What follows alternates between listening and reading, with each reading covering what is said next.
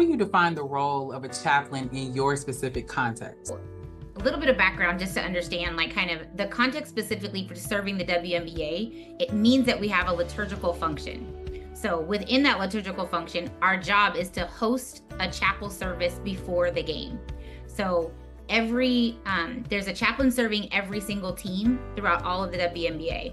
So whoever's the home team is responsible for putting on literally a mini worship service, which I'm so grateful for my time spent with Dean Williams in the worship department.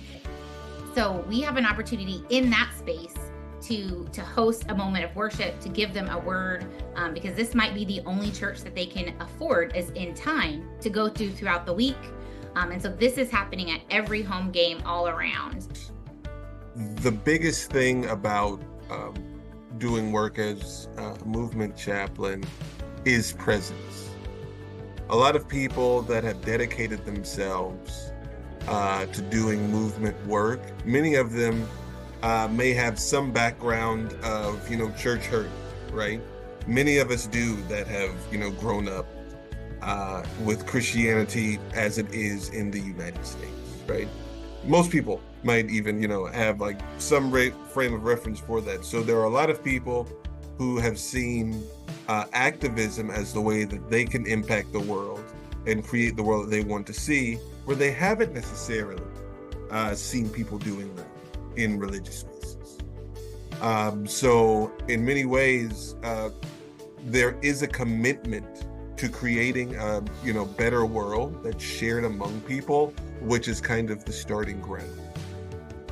Where I've come in is like having that presence, because a lot of folks in these circles really haven't had positive experiences with religious leaders. So me having consistently been in spaces and showing up for people is like the first step, and one of the reasons why I have credibility in these areas, because I've had continued presence. I define chaplaincy in higher ed similarly, but as a companion on the journey.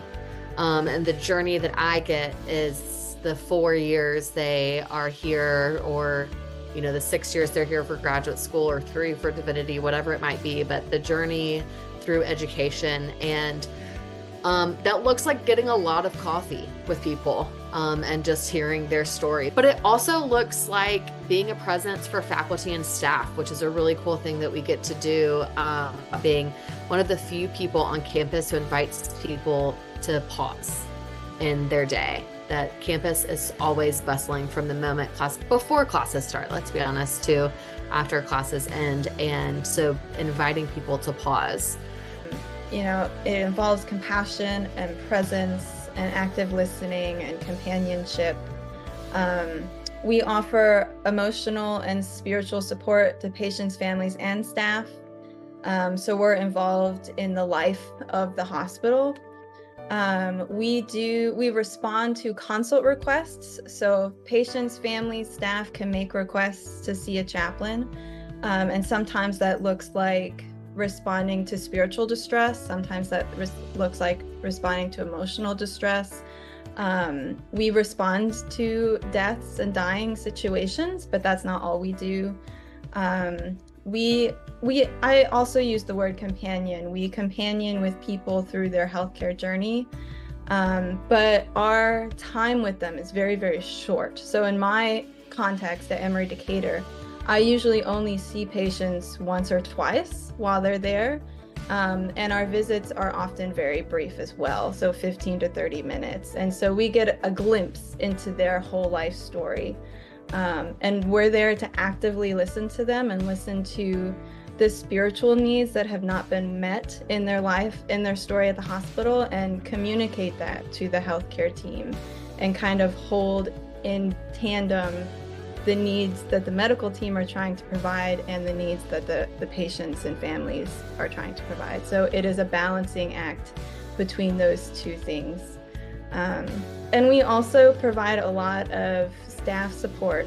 So the truth is, many people are coming through us, not destination with us. And so it's an exciting and wonderful and exhausting place to be, and I wouldn't trade it for anything. As we speak right now, there is an International Chaplain Association who is meeting in Germany.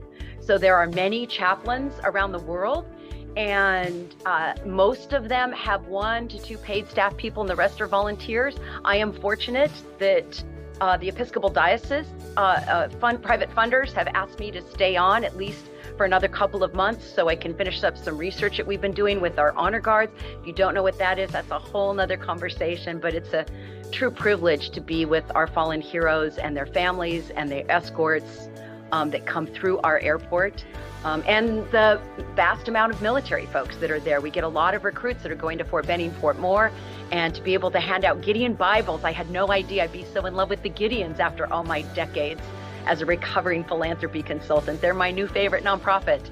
So, that's just one small part of it. And I know we all like to see the pretty pictures of people running through the airports in love and on their way to honeymoons. And that's not the only reason people travel. And so the idea of being a chaplain and being comfortable with walking up to people, or anytime someone's crying. Even yesterday, I was with this, horrifically tragic, horrible honor guard situation, and someone was hysterically crying. I said, "Excuse me," pulled myself over to try to manage that kind of what I believe is a chaplain emergency in an airport situation, get that covered, and then resume my work. So it's a lot of walking. My bishop suggested I wear tennis shoes, and I have worn out 3 pairs. Prison ministry, it's a little bit different as a chaplain, because not only, and we tell everybody every day that, as a chaplain and as a chaplain lay person, you also have to stay in your 1440. You got to stay in the moment. You got to stay in the zone. You have to be and come prepared. You got to be anointed before you get in. Only for the simple fact is because you don't want somebody else's residue to fall upon you. Yes. And by the time you get in, they can actually feel the anointing as soon as you walk in. And what's amazing is in chaplaincy, prison chaplaincy, it's not just about the offenders. Actually, it's more about the workers. It's about the officers. Yes. It's also about the people that actually come and visit the family.